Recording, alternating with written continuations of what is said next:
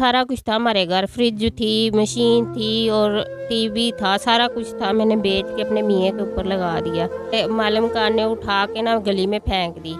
उसने कहा मुझे किराया दो। अभी तो मेरी दोस्त है, उन्होंने मुझे पनाह दी हुई है इधर।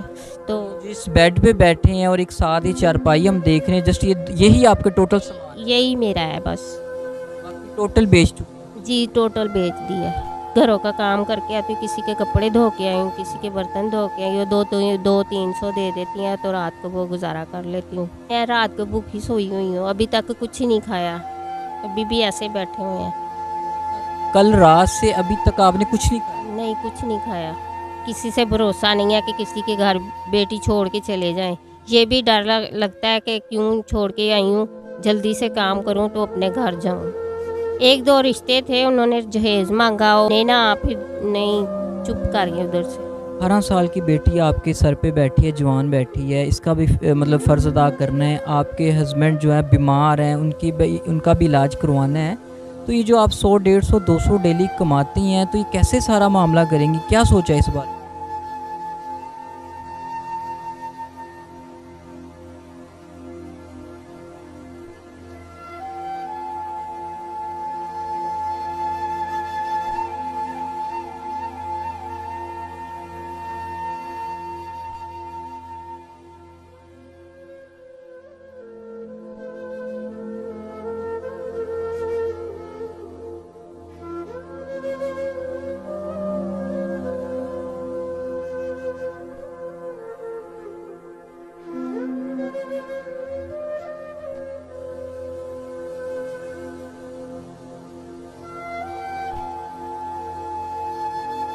अस्सलाम वालेकुम नाजरीन, मैं आपका अपना मेज़बान ज़ुबैर राजपूत, और आज हम एक ऐसी फ़ैमिली के साथ मौजूद हैं कि जहां कभी पैसे का राज था, लेकिन आज इसी फ़ैमिली पे गुर्बत का राज है।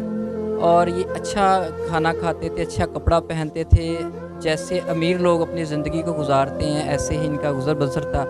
लेकिन आज ये अपनी सहेली के घर में रहने पे मजबूर हैं। एक ब्राउंड है जहाँ पे इनका थोड़ा सा सामान पड़ा हुआ है, और इनके पास ना इस टाइम खाने को है, ना इनके पास कपड़ा पहनने को है, और ना इनके पास काम करने के लिए कुछ है।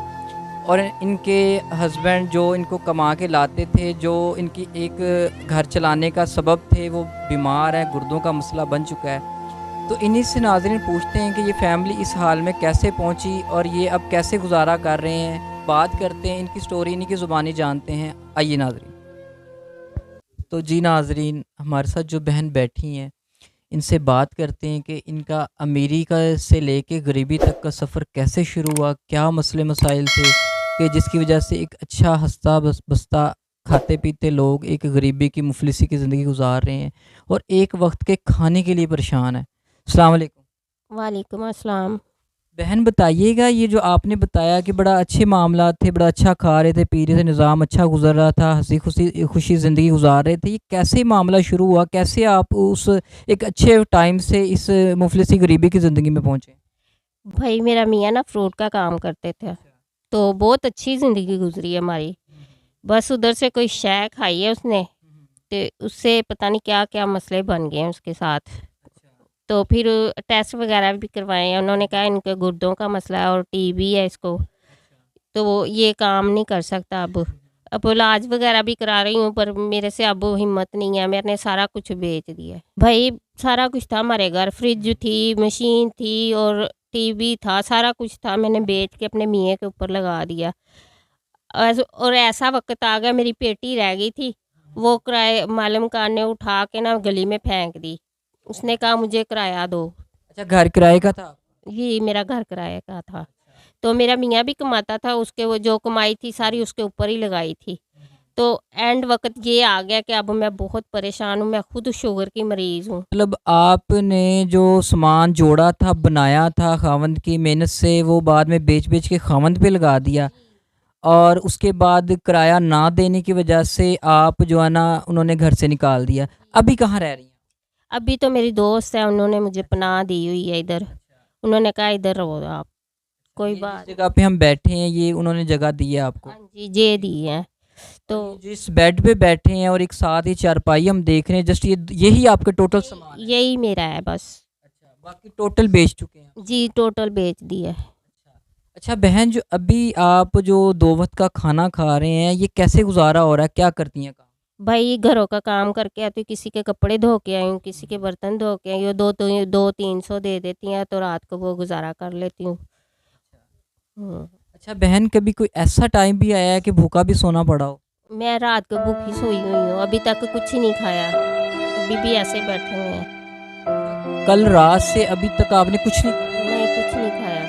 तो बहन, अब बच्चों का भी ज़िम्मेदारी आपके ऊपर है। आपकी 18 साल की बेटी जवान बैठी हुई है। आपके हस्बैंड बीमार हैं और उनका भी फ़िक्र आपको, ज़ाहिर बात है, तो इलाज के तो पैसे हैं नहीं आपका। तो क्या सोचा है, कैसे आप अपनी बेटी की शादी करेंगी, फ़र्ज़ अदा करेंगी और कैसे अपने खामद का इलाज करवाएँगी? भाई रात दिन यही सोचती रहती हूँ और रोती रहती हूँ कि ना मेरे मियाँ का इलाज हो रहा है, ना मेरी बेटी को उठाया जा रहा है। मैं बहुत परेशान हूँ और किसी से भरोसा नहीं है कि किसी के घर बेटी छोड़ के चले जाएँ। ये भी डर लगता है कि क्यों छोड़ के आई हूँ, जल्दी से काम करूँ तो अपने घर जाऊँ। जनरल हॉस्पिटल की बैक साइड पे किसी के घर में काम करती हैं। यहाँ से तकरीबन 8 किलोमीटर बनता है। तो कैसे जाती हैं वहाँ? भाई आज तो मेरे पास किराया नहीं था, मैं पैदल गई हूँ और मुझे बुखार भी इतना था, तो फिर भी मैं काम पे चली गई, भी नहीं वो झिड़के देती हैं मुझे। 8 किलोमीटर पैदल चल के गई हैं आप? जी भाई। नाज़रीन, 8 किलोमीटर आप समझ सकते हैं कि पैदल चल के जाना और फिर जाके काम करना। मेरा ख़्याल है कि इतनी थकावट वहाँ काम करने से नहीं हुई होगी जो यहाँ से 8 किलोमीटर पैदल जाके इन्होंने काम किया है।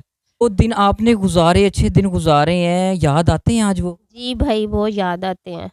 अब ये वक़्त ना देखते हम। कोई बात नहीं बहन, हौसला रखें। अल्लाह पाक एक दर बंद करते हैं, दरवाज़ा बंद करते हैं, 100 खोलते हैं। बस आपने मायूसी नहीं दिल में पैदा करनी और हौसला नहीं हारना। इंशाल्लाह अल्लाह ताला कोई ना कोई ऐसा सबब आपका ज़रूर बनाएगा कि इंशाल्लाह दोबारा वो दिन लौट के आएँगे। बताएँ कि आपकी बेटी हमारे साथ ये पीछे बैठी हुई हैं, 18 साल इनकी एज हो चुकी है आपने बताया, तो क्या इनका कोई रिश्ता वग़ैरह हुआ है, नहीं हुआ, कोई तैयारी की है कुछ? अब भाई मेरे पास तो इसकी सोचा तो हुआ है, अभी तो नहीं रिश्ता वग़ैरह कहीं भी नहीं किया, अभी कुछ होगा तो फिर करेंगे। अभी तो मेरे पास अपने खाने के लिए नहीं आया तो उनको कहाँ से खिलाएँगे। वैसे कोई मतलब कोई रिश्ता आया हो, कोई डिमांड जहेज़ की हो या कोई बगैर सामान के किसी ने कोई ऑफ़र की? 1-2 रिश्ते थे, उन्होंने जहेज़ माँगा और चुप कर गए उधर से। मतलब जहेज़ माँगा तो फिर आपके पास तो था नहीं कुछ देने के लिए। जी, इसलिए। तो नाज़रीन, एक पीछे बहन बैठी, इनकी बेटी हैं, तो इनसे भी थोड़ी बात करते हैं कि ये वो क्या कहती हैं। अस्सलाम वालेकुम। वालेकुम सलाम। अच्छा बहन, आपकी शादी की उम्र है, दिल मतलब शादी करना चाहती हैं आप? हाँ जी। क्या ख्वाहिशें हैं आपकी? वैसे है समान होए, अच्छा, घर बैठे रहूँ। मतलब सामान और आप अपने घर में खुश रहें और आपकी वालदा का फ़िक्र भी उतर जाए। जी बहना, जहाँ पे आप काम करती हैं, कभी कोई लेट जाने की वजह से या काम ना पसंद आने की वजह से कोई डाँट भी पड़ी है कभी? जी भाई, फिर ज़ाहिर-सी बात है जब लेट जाएँगे तो डाँट तो पड़ेगी ना। क्या कहती हैं? झिड़के देती हैं कि आप इतनी लेट आई हो, निकल जो यहाँ से, ये तो फिर हम खुद ही काम करने लग जाते हैं, रोते भी रहते हैं और काम भी करते रहते हैं। अच्छा बहना, ये जो आप काम करती हैं, कितना मुआवज़ा मिलता है आपको?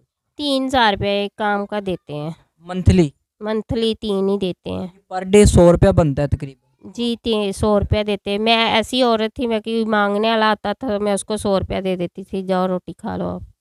आज 100 की खातिर झिड़कें भी सुननी पड़ती हैं। जी भाई।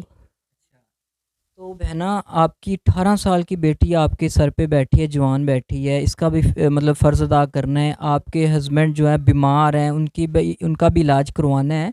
तो ये जो आप 100, 150, 200 डेली कमाती हैं, तो ये कैसे सारा मामला करेंगी? क्या सोचा है इस बारे में? भाई मैं तो अभी कुछ नहीं, यही सोच रही हूँ कि मैं क्या करूँगी। ये मैं 200-300 लाती हूँ, वो तो घर खाया जाता है, तो इनको कैसे इलाज करवाएँ और बेटी को कैसे जहेज़ दें। अल्लाह पे छोड़ा हुआ है मैंने तो।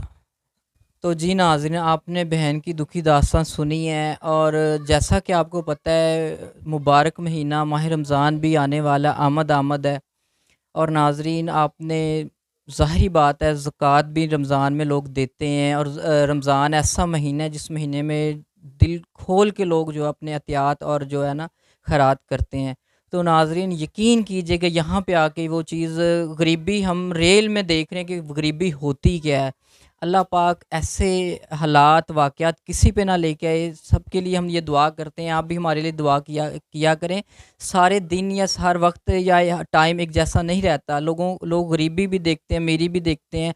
जो लोग गुर्बत से अमीर होते हैं ना, वो अपने दिन भूल जाते हैं, लेकिन जो अमीरी से गरीब होते हैं तो उन्हें अपने दिल नहीं भूलते, अच्छा गुजारा हुआ टाइम नहीं भूलता, वो याद आता है।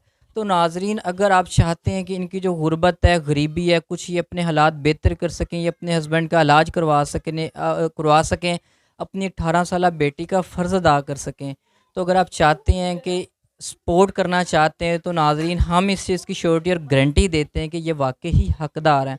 ठीक है, हम खुद इस चीज़ की तस्दीक भी आपको करते हैं कि ये हकदार हैं और इनकी आप हेल्प करें, बढ़ चढ़ के हेल्प करें, ताकि अपनी बेटी का फ़र्ज़ अदा कर सकें, अपने हस्बैंड का इलाज करवा सकें।